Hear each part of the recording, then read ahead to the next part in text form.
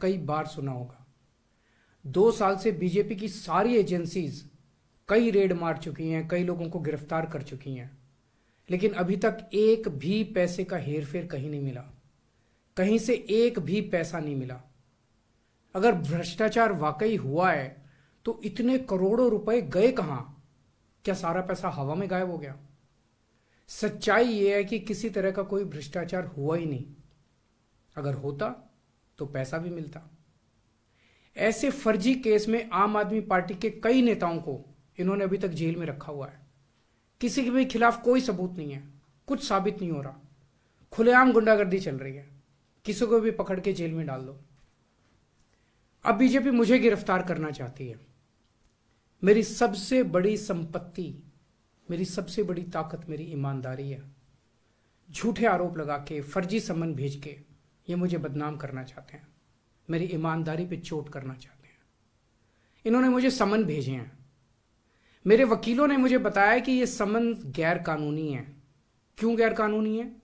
ये मैंने इनको विस्तार से लिख के भेजा है। मैंने बताया है कि उनके समन कैसे गैर कानूनी है, लेकिन उन्होंने मेरी एक भी बात का जवाब नहीं दिया। इसका मतलब उनके पास मेरी बातों का जवाब नहीं है। इसका मतलब वे भी मानते हैं कि उनका नोटिस गैर कानूनी है। क्या मुझे एक गैर कानूनी समन का पालन करना चाहिए? अगर कानूनी रूप से सही समन आएगा तो मैं पूरा सहयोग करूंगा। बीजेपी का मकसद जांच करना तो है ही नहीं। इनका मकसद तो लोकसभा चुनाव में मुझे प्रचार करने से रोकना है।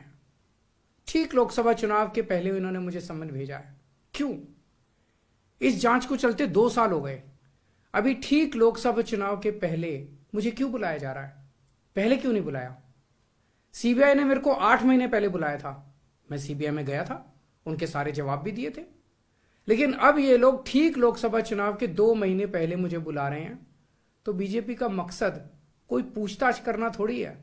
इनका मकसद है पूछताछ के बहाने केजरीवाल को बुला लो और उसे गिरफ्तार कर लो, ताकि मैं लोकसभा चुनाव में प्रचार ना कर पाऊं।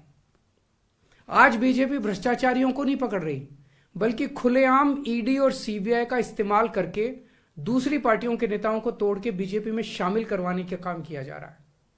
एक नहीं, 2 नहीं, कितने उदाहरण हैं जहां किसी पार्टी के नेता के खिलाफ ईडीआई सीबीआई के मामले चल रहे थे या उन पे गंभीर आरोप लगे हुए थे। जैसे ही वो नेता बीजेपी में शामिल हुए, उनके सारे पुराने मामले बंद कर दिए गए या ठंडे बस्ते में डाल दिए गए।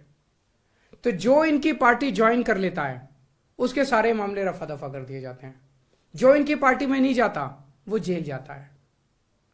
आज मनीष सिसोदिया, संजय सिंह और विजय नायर इसलिए जेल में नहीं है कि उन्होंने भ्रष्टाचार किया है, वो इसलिए जेल में है क्योंकि उन्होंने बीजेपी में शामिल होने से इंकार कर दिया है।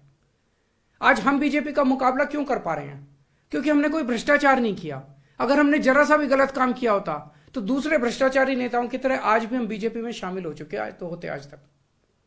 इस तरह देश के ईमानदार नेताओं को जेल में डाल के और भ्रष्टाचारियों को अपनी पार्टी में शामिल करवा के ऐसे तो देश आगे नहीं बढ़ सकता। ये क्या चल रहा है? ये जो कुछ भी चल रहा है बहुत खतरनाक है। ये हमारे जनतंत्र के लिए बहुत गलत है। इसे रोकना होगा। मैं हमेशा देश के लिए लड़ा हूं। मेरा तन मन धन देश के लिए है। मेरी एक एक सांस देश के लिए है। मेरी खून की एक एक बूंद देश के लिए है। मेरे शरीर का एक एक कतरा देश के लिए समर्पित है। हमें मिलकर देश को बचाना है। मैं पूरी जी जान से इनके खिलाफ लड़ रहा हूं। आपका साथ चाहिए।